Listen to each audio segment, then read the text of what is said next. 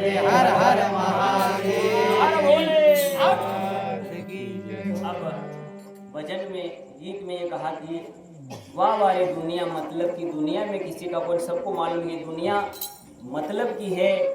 अब इस मतलब की दुनिया के साथ में हमको रहना कितना फायदा है और कितना नुकसान है, ये स्वयं मूल्यांकन करने वाली बात है।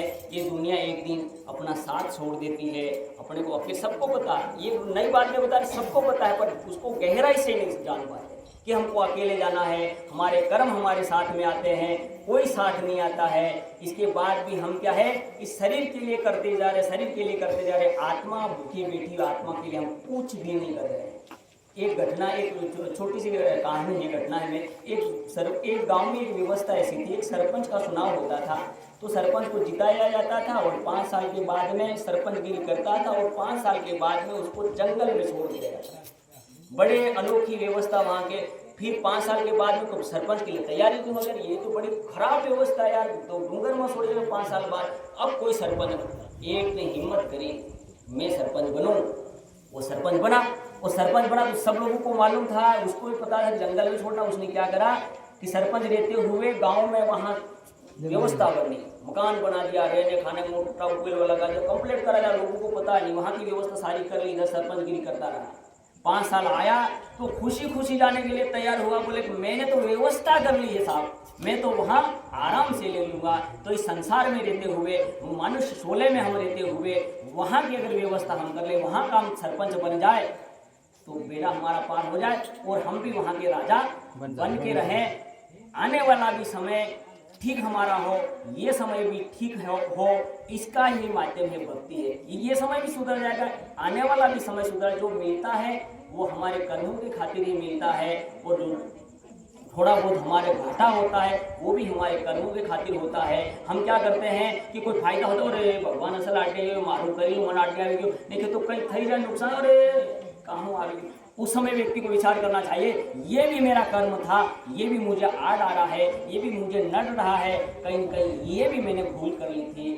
भाई बहनों, इस भूल को सुधारने का नाम भक्ति है। ये भूल नहीं करना, ये भूल माफ नहीं होती। बड़े बड़े लोगों की माफ नहीं हुई साहब, आपको वो उसका सुनते ही नहीं, वो अपने वो बाण मारा किसने, राजा ने उसके भांजे को, क्या नाम था, श्रवण कुमार, वो भी उसका लगा दोष हुआ, कृष्ण ने करा वो भी दोष हुआ। ये सारी चीजें भगवान तो भगवान थे, वो तो सब संभव था, पर वो बता के गए कि हमारे जैसों को नहीं छोड़ा भाई, तुमको कहाँ छोड़ेंगे। ये शिक्षा नहीं है उन लोगों ने, उनको कोई लगा होगा थोड़ी के, वो तो उन्होंने खेल बता के अपने को प्रेरणा देके गए, हे मनुष्यों अगर तुम ऐसा करोगे तुम्हारे साथ ऐसा होगा।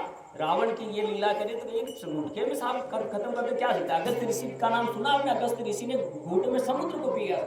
ये घर में वो टिटोड़ी का संकल्प था, टिटोड़ी का मेरे अंडे बाहर निकालो, तेरा संकल्प तेरी शक्ति है टिटोड़ी, मैं अगस्त तेरे समक्ष बोल क्या करना। तो उसने कहा मेरे को निकालना भैया, मुझे कुछ नहीं करना।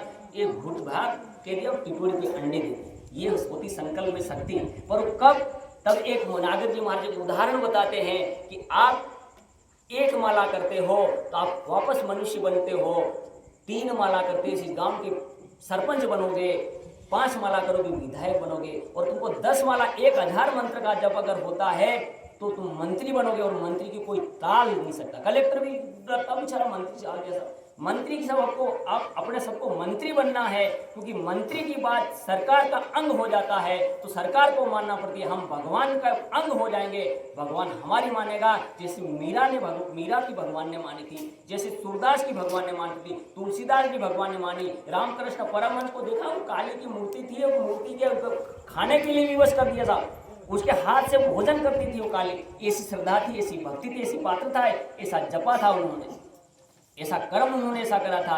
मीरा को गिरधर गोपाल को नौकर लग दिया था। मेरे तो गिरधर गोपाल दूजो कोई नहीं, वो उसके इशारों पे नाचता था। क्या कौन सी शक्ति थी? मीरा के भी हाथ धोए थे, पैर धोए थे, आंख धोए थी, वहीं पर वो श्रद्धा की शक्ति थी, वो भक्ति की शक्ति थी, वो उसके जप की शक्ति थी, उसके अनुसार भजन की शक्ति थी, उसके अनुसार उसका उद्धार हुआ। भाइयों बहनों, आप लोगों में, हमारे में, सब में वो ताकत है, पर करने का जुनून हमारे अंदर होना चाहिए। समय भाई साहब ने निकाल के दिया, हमारे 4 घंटे का हमको उपयोग करते आना चाहिए। अगर 4 घंटे का उपयोग हम कर लेंगे, शरीर के लिए 20 घंटे, आत्मा के लिए 4 घंटे ये नियोजन करके आज के संकल्प हो जाए तो हमारा प्राण प्रतिष्ठा मूर्ति दिवस मनाना सार्थक हो जाएगा। इसी के बाद में अपनी बात को यहीं समाप्त। ओम शांति शांति। अगला कार्यक्रम अपना भजन कीर्तन का चलता रहेगा।